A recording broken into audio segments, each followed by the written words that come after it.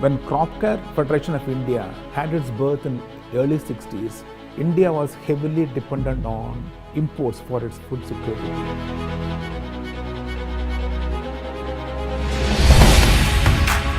When India manufactures, the world has to stop.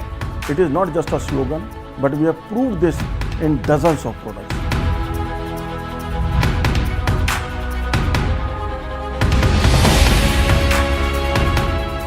How many Indians would know, even among the educated Indians, that India ranks the second largest in the world in agricultural output?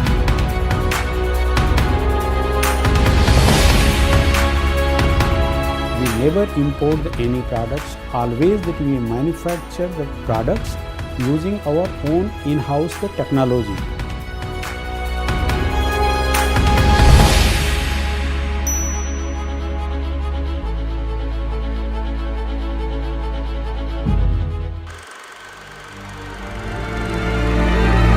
In an era when India was dependent on imported food grains,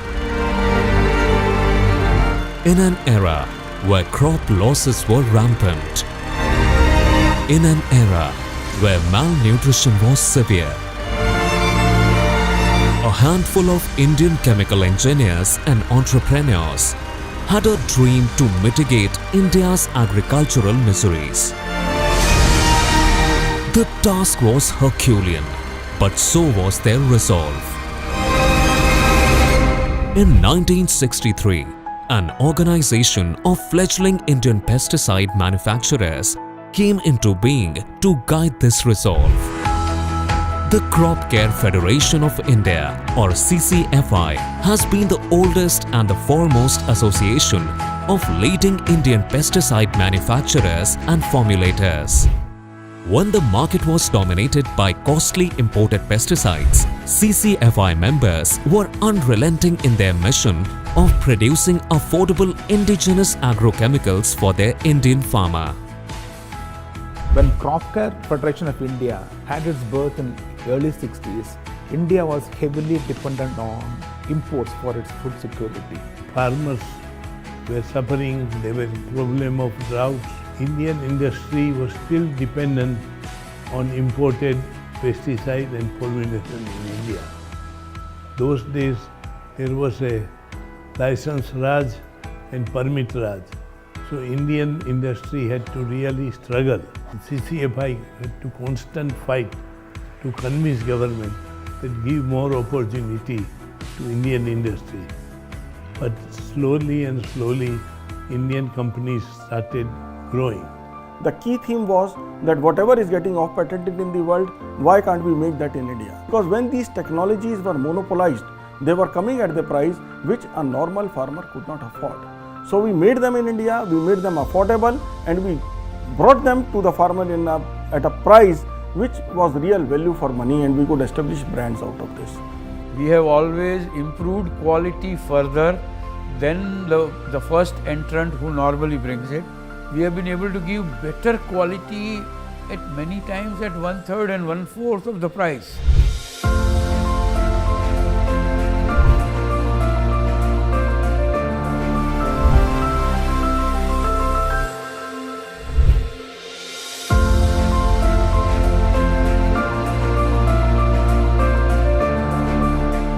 When India manufactures, the world has to stop. It is not just a slogan, but we have proved this in dozens of products. Then there was a very big product, aluminum phosphide, which was used as a grain fumigant. When we said we will make it, we started doing experiment. German company came and warned, if you try to make this, all people in your factory will die. But we worked hard, and today we are the world's largest producer of aluminum phosphide. When we introduce the product in India and to the world, the purity is often at least about 3 to 5% more than the original company that we introduced. Trimethyl phosphide is used with organophosphorus compound. Ciba had monopoly, but their TMP, trimethyl phosphide, was 96% pure. When we made in India, it was 99% pure. You will not believe when we started exporting to Europe, European plant has to close down. Organophosphate, we again took the lead and developed the chlorpyrifos, the 99%. First time from India that we registered in the United States of America. When synthetic pyrethroid came in India, they said this is a too complicated chemistry and India cannot make it. One of the most popular one is cypermethrin. We were importing in India at $104 a kilo and it was 92% pure. Today, with work, with research, with innovation, India is making 98% pure cypermethrin and we are exporting at $10 a kilo. So much improvement. So they have closed their plants. India has monopoly.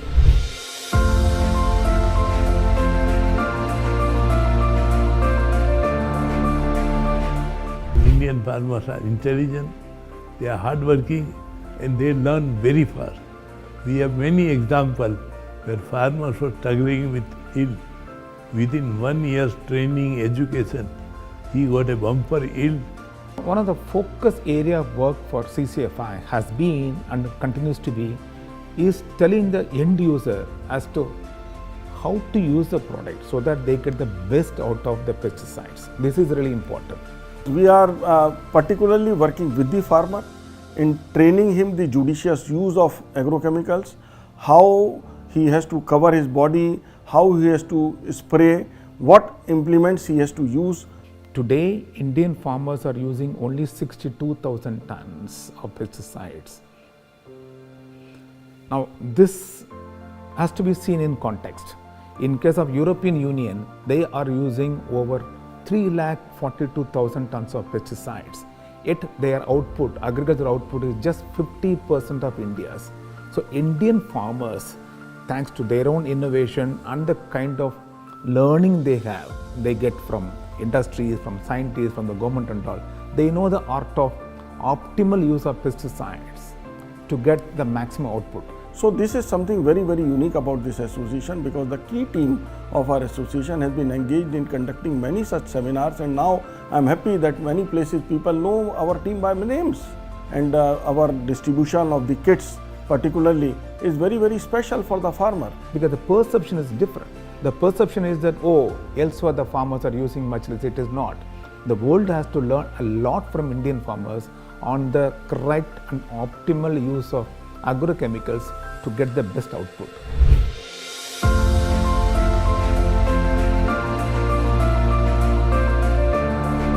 If there is one sector which is thoroughly misrepresented and therefore completely misunderstood, it is Indian agricultural sector. How many Indians would know, even among the educated Indians, that India ranks the second largest in the world in agricultural output? And the negative perception is by and large due to foreign funded NGOs activism in India. In fact, they get away with absolute fabricated and falsified data. Some of them, it has been proved, are blackmailers. But Indian industry is not able to convince the authorities, because press and others want a publicity which is negative. So only solution is go and take these NGOs to the court. Once we get a result, then only the bureaucrats, the politicians and the public believes. Like we have seen in Sri Lanka, what happened actually? They went to an extreme. They said that we want to be organic state. So, but what happened? Everybody has seen. Because when you restricted the agrochemicals in totality and there were only biological or organic solutions, were they enough? They were not enough. They had to import the food from other countries and Sri Lanka went into crisis. In fact, CCFI has been fighting. We have even launched some of the legal cases to make the research accountable. But Greenpeace wrote even more nasty article that people of Api town will all die if this factory produces. And we went to Chicago and filed a case against Greenpeace, which is one of the biggest NGO in the world. And we got a judgment of $2 lakh. So once we fight, we get it.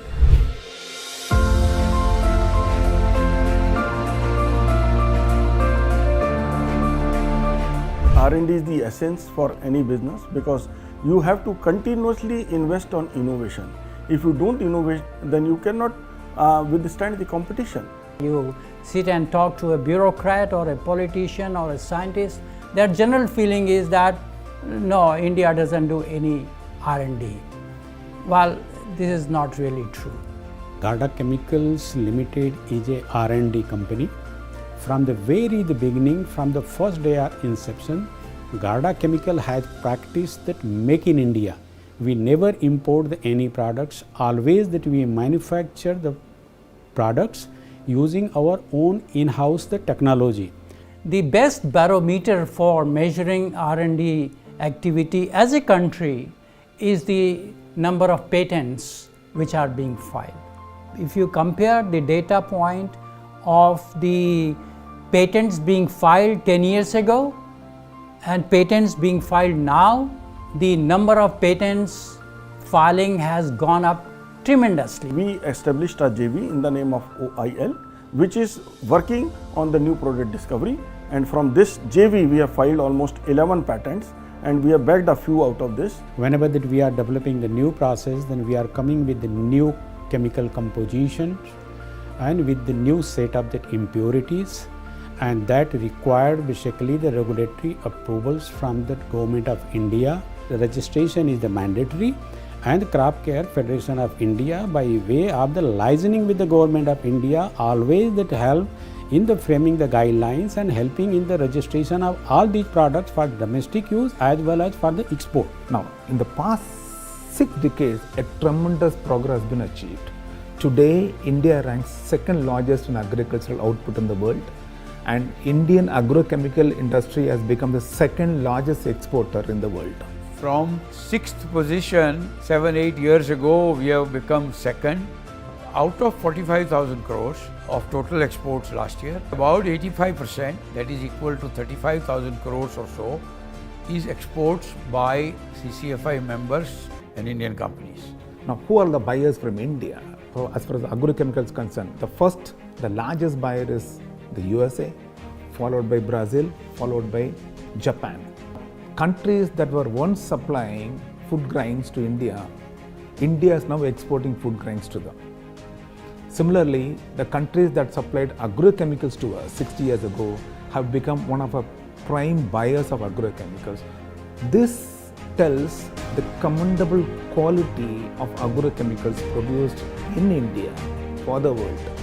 From being compelled to import food grains to feed its people in the 1960s, India is today the second largest producer of agricultural commodities and the second largest exporter of agrochemicals in the world.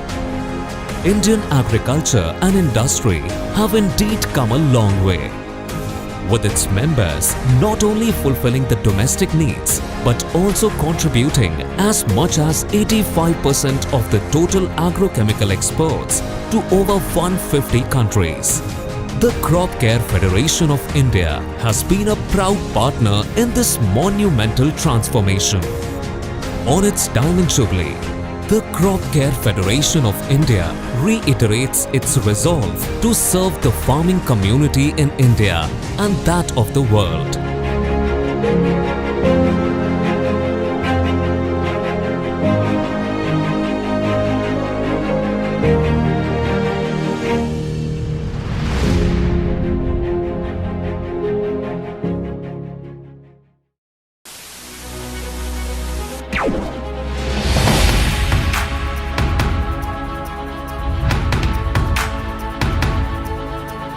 Seventy % of the global agricultural production comes from developing countries. These are all small farmers. They want high quality products at affordable price. That is the expertise of Indian industry.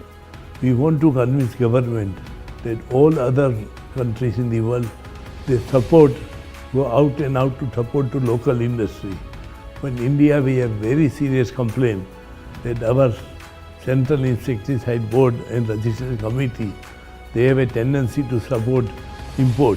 For the molecules that have already patent expired, 20 years have passed, and they have been used at least 8 to 10 years in other countries, and their safety profile has been proven. Why repeat all the tests again and delay?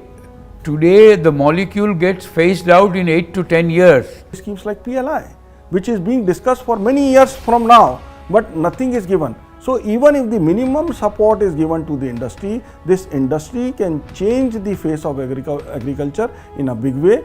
If we take 5 to 6 years just to register, generate data and get it into the market, you have lost major part of the time, and hence there should be a procedure to register the product in less than 1 year, which is actually mandatory by Insecticide Act anyway. One strong suggestion, strong request from our industry to Government of India is that this foreign funded activism aimed at tarnishing the Indian agriculture and Indian agri-input industry must be put a full stop to.